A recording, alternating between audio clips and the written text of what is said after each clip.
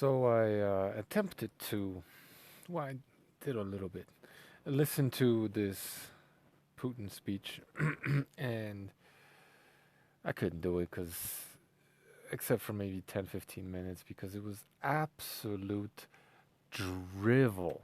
Well, that's not fair. I do agree with him on, the Western degeneracy and the things he had to say about pedophilia, but we all saw him pulling up that strange boy's shirt and kissing him on the belly, right? So we know what the deal is, and what the deal is that this Western degeneracy psyop is being used to divide and conquer all the dummies out there, right? All the low IQ clowns who don't understand that critical thinking, being your own man, right? Uh, it's not about agreeing with any particular person, really. It's about recognizing truth. So the worst villain in the world will sometimes speak the truth, in other words, meaning if you're able to recognize what's true, at least when it comes to that, you'll agree with him. But that doesn't mean that he has your best interest in mind or that everything else that he says is also true. But this is how they play you, low IQ, uh, celebrity loving, figurehead idolizing people who aren't able to think for yourself critically, who you're not your own men or women. You're not. So, yeah, the Western degeneracy is something I've talked about very, very much on this channel, right? But that doesn't make what just because he recognizes that, right? That doesn't mean he's not a pedophile, and that doesn't mean that he's a good person and everything that he does is good. I hope everybody understands this, right? So, in this speech, or the little bit that I was able to stomach, he criticized the West for having military bases all over the world. Really? Well, Russia has military bases all over the world. It used to have many more of them. Well, USSR, to be fair, which Vladimir Putin calls the dissolution thereof calls the greatest geopolitical tragedy of the 20th century, with geopolitics being an ideology of empires, right? What he's really saying, and you got to read between the lines, is that he's jealous of how many bases they got.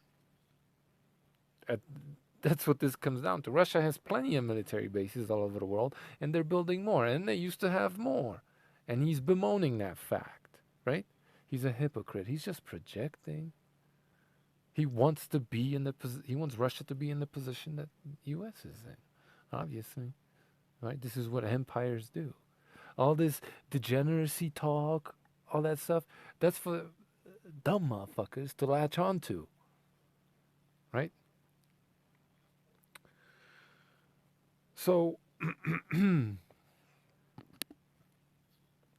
he also talked about, U.S. the usual fucking nonsense, right? Well, it's true, right? U.S. colonialism. What the fuck has Russia or the Russian Empire or USSR been, right? Now, technically, I guess the model is a little bit different because U.S. colonized these, I don't know what to call them, satellite states or uh, countries that it doesn't share borders with, right? Well, first it did what USSR or the Russian Empire did, right? It colonized a landmass, and all these various geographical areas, I guess you would say, adjacent to one another, and then it expanded past that. And USSR was doing the exact same thing, right? I mean, they did battle over Alaska, did they not? And US won that fucking war, right? But to criticize US for colonizing is to once again project your own desire to be exactly that, your jealousy, and to expose yourself once again as a hypocrite. But this isn't rocket science. This is real basic, basic bitch level shit, right? This is what these empires do. This is what these kings and queens do, right? So I love how the right wing woke Antifa, right, who had Trump in president right now, would have been pro Ukraine, and you know this, and they would for a little bit stop pretending that they really are leftists. I love how they just point a finger at the West and say hypocrisy, right? But well, yeah, sure. No, it really depends on what worldview you assume. If you think might is right, then U.S. isn't hypocritical at all. Because as the hegemon, they get to do whatever the fuck they want, right? If USSR, Russia gets to do whatever the fuck they want to little Ukraine, well then United States gets to do whatever the fuck they want to a smaller regional hegemon, a weaker Russia, right? Stop being a fucking hypocrite. You know what I mean? Come on, really not rocket science. But anyway, the speech was ridiculous, man. It was just nuggets of truth, fucking drowning in just pure unadulterated bullshit, hypocrisy, and just lies, fucking lies. Anyway, so one of these lies, one of these things that really should be obvious to people, but this narrative that keeps coming back, right? And because people aren't able, they build the worldview on false premises, right? Russia good, they care about the Russian people. Uh, they're not an empire. They have no empirical desires. All this other shit, right? Yeah, you're not gonna be able to see what's going on here, obviously, because your worldview is based on false premises, and you let these demagogues brainwash you because they stroke your ego a little bit because they agree with you on some basic bitch level shit, right? Like degeneracy. So there's this idea floating around that Ukraine was playing with fire. Ukraine provoked Russia because they wanted to join NATO, right? Y- uh, they provoked Russia because they asked American military to train them, right? Like I'll give you three guesses as to why Ukraine wanted to have a strong military. Okay? Chechnya, Georgia, Crimea. Okay? I mean, it's it's not because the West wanted to bring Ukraine into NATO, because they didn't. I'm not saying there weren't some people in the West who didn't want to do that. Yeah, there were, but NATO is a conglomerate of countries, and the reason why Ukraine didn't become part of NATO is because NATO refused to accept Ukraine, right? So the collective West, as a collective, right, as a monolith, did not want Ukraine to be part of NATO, right? So that's a lie. That's just a straight up lie, okay? That Putin keeps spreading, and you Putin stooges keep repeating. It was Ukraine who wanted to be part of NATO and part of EU. And I'll give you three guesses as to why, right? Chechnya, Georgia, Crimea, right? If you're living right next to an empire that has a history of genociding your people, that has a history of spreading its borders and influence far and wide along with their military bases all the way to fucking North America, right? Starting wars with Japan, China, fucking Poland, France, fucking warring with everybody, right? If you live right next door to that behemoth, nuclear behemoth, right, that has a history of genociding you and your people, warring, trying to extinguish everything that is Ukrainian, everything that is you, right? Long and storied history of doing that, right? Uh, do you think you may want to join a different empire that this little empire is not going to fuck with? Do you think that that might occur to some of the people in that part of the world? That maybe being part of Russia that has fucking starved them by the millions, right? forbade them from speaking their native language and try to erase them off the fucking map for centuries now, right? Unsuccessfully, thank God. You think they may want to see what that other empire has to offer? Do you think? Because let's be real here. Let's just be honest, right? Let's be critical thinkers, be honest, and stop, just cut through the bullshit, right? Can we all be grown ups? Is it did Russia invade Ukraine because Ukraine wanted to be part of NATO? Is that why they invaded Ukraine?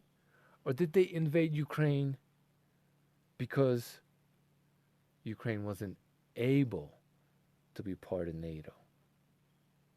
Because we all know Putin can't fuck with NATO, right?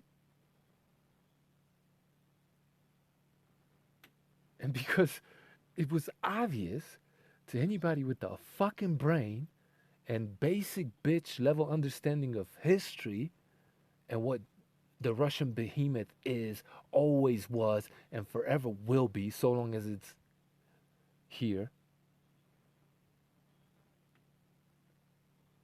It was well understood that it was just a matter of time before Putin or somebody was going to invade Ukraine. The same way they invaded Chechnya, same way they invaded Georgia, same way they've been invading their neighbors as long as their neighbors can remember, right? So, yeah, it's there are very good, reasonable, easy to understand, right? Self preservation motivated reasons why Ukraine wanted to join NATO. Whatever NATO's reasons for refusing to allow Ukraine to join are, they are what they are. I'm sure there are many and very, very different. But ultimately, and at the end of the day, it is because the West refused to accept Ukraine into NATO that Putin was allowed to invade them. So, in a sense, it's true that the West didn't provoke Putin to invade Ukraine, but they allowed for this to happen, right? Because this is just my opinion now, right? The long-term plan is for the U.S. hegemon to destroy Russia's aspirations as a regional hegemon or even global hegemon, right? And who knows? Maybe Putin got the memo too. I don't know. I'm not saying that's the case, but I could see a scenario where Ukraine was basically thrown to the wolves, right? To knock out the wolves' teeth, beat them up, bleed them out, and get them out the fucking picture. If not forever, at least for a few decades, because China's the real battle, not whatever's left of the USSR. And little Napoleon complex having pedo Putin.